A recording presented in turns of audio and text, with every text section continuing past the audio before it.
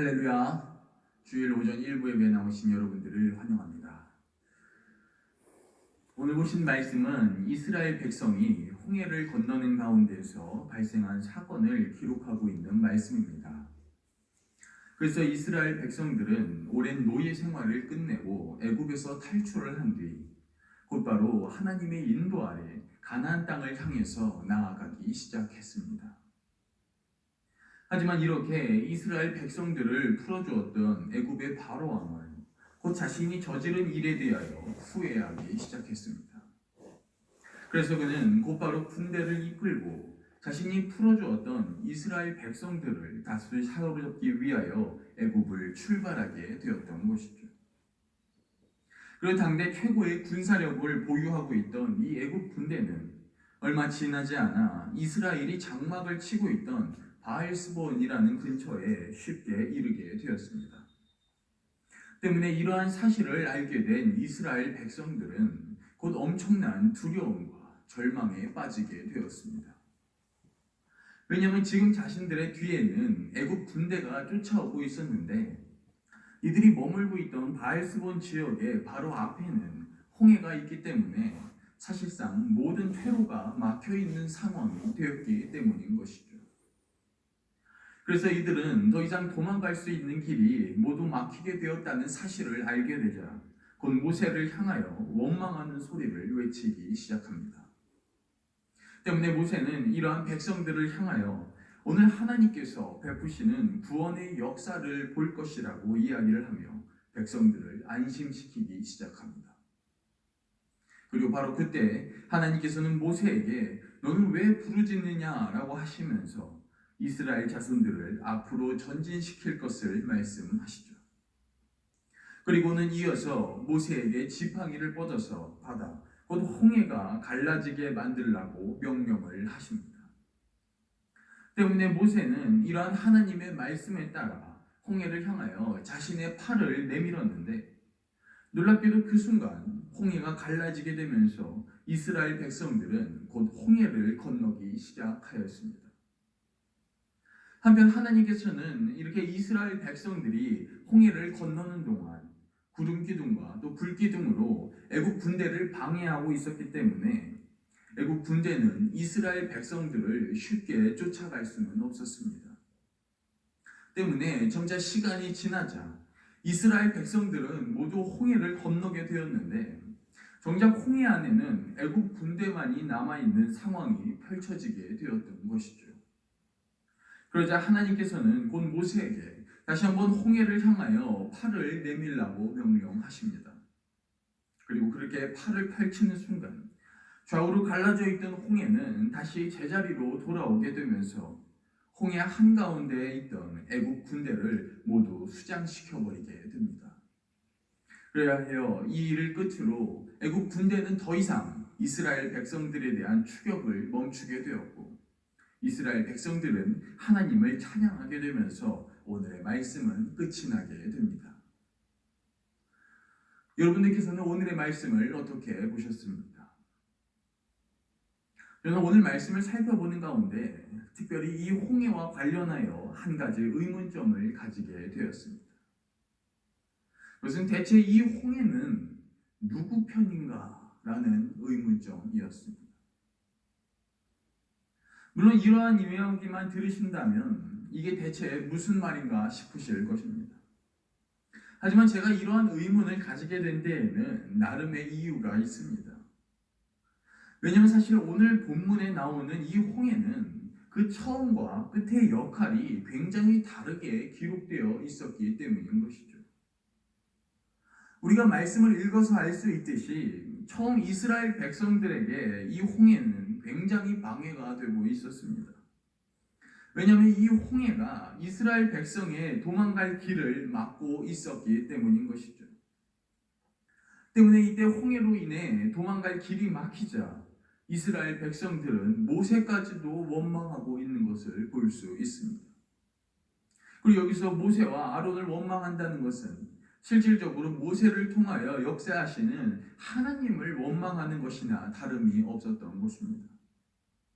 때문에 한마디로 이스라엘 백성들에게 있어서 이 홍해는 하나님에게 원망을 해야 할 만큼 희망을 가져가 버린 아주 절대적인 방해물이었다라는 것입니다.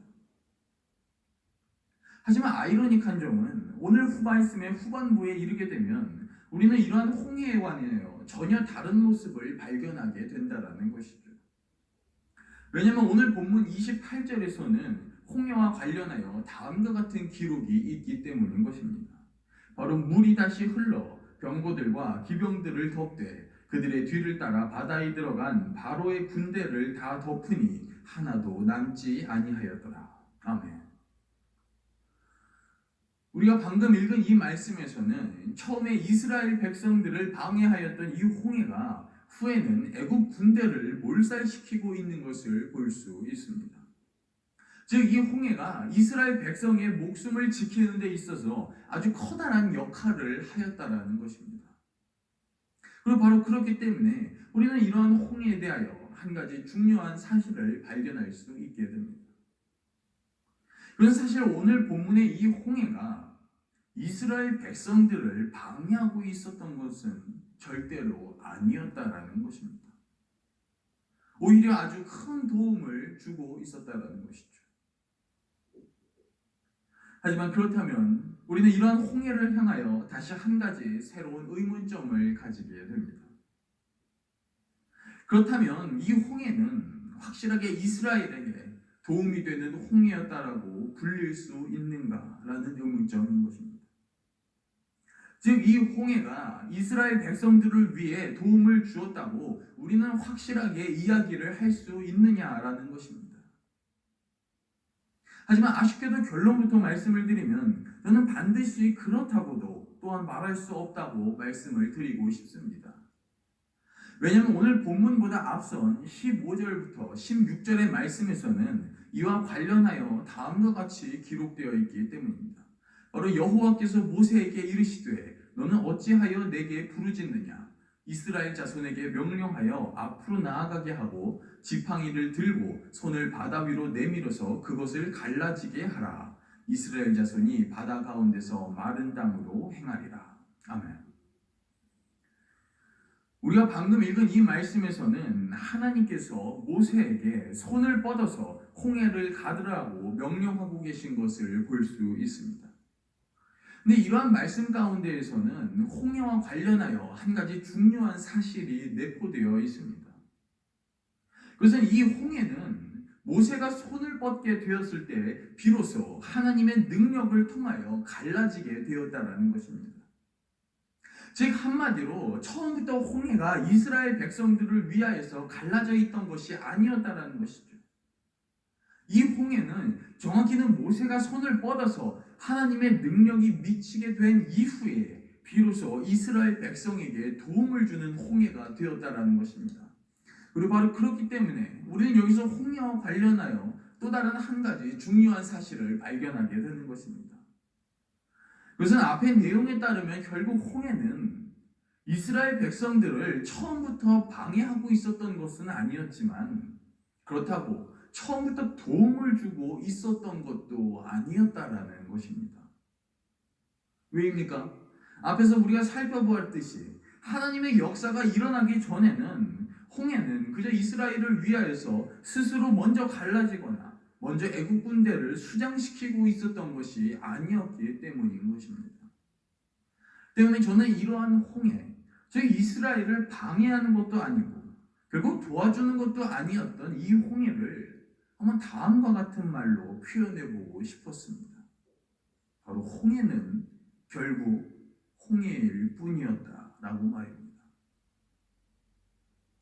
즉 오늘 본문에 있는 그 홍해는 그냥 그 자리에 있던 홍해일 뿐이었다라는 것입니다.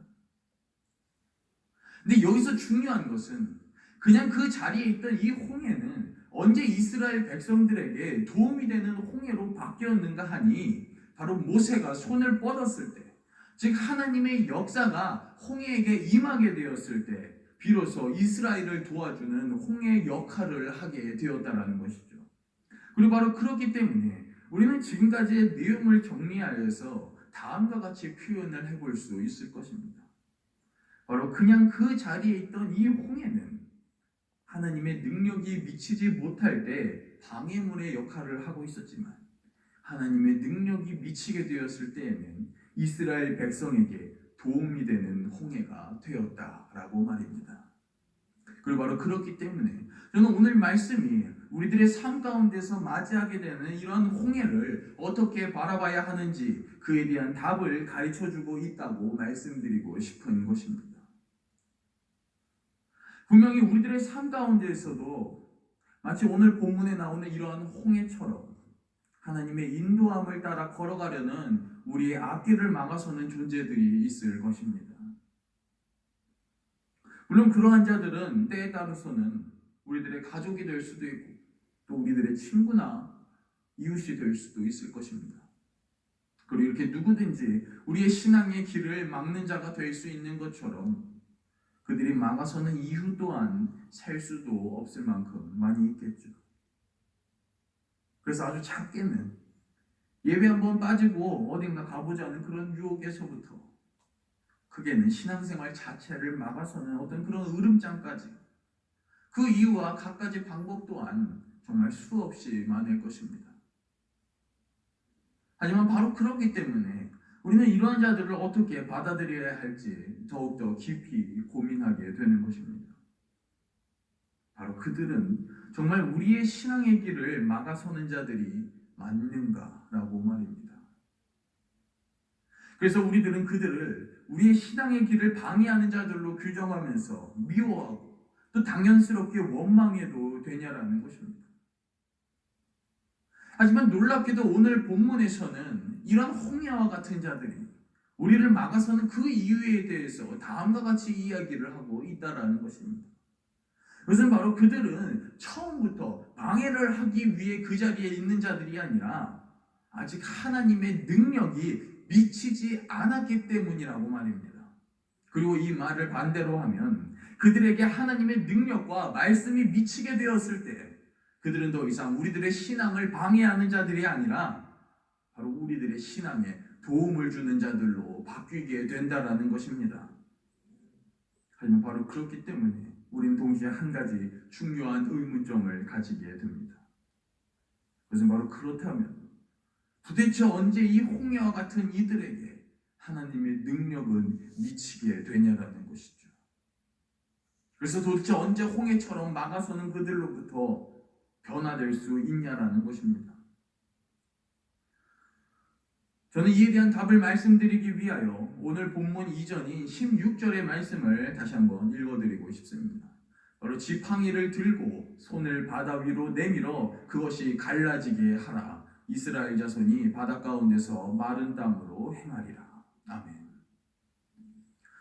우리가 방금 읽은 이 말씀에서 하나님께서 홍해를 도움이 되도록 만들기 위하여서 모세에게 요구하신 것은 단 한 가지였습니다.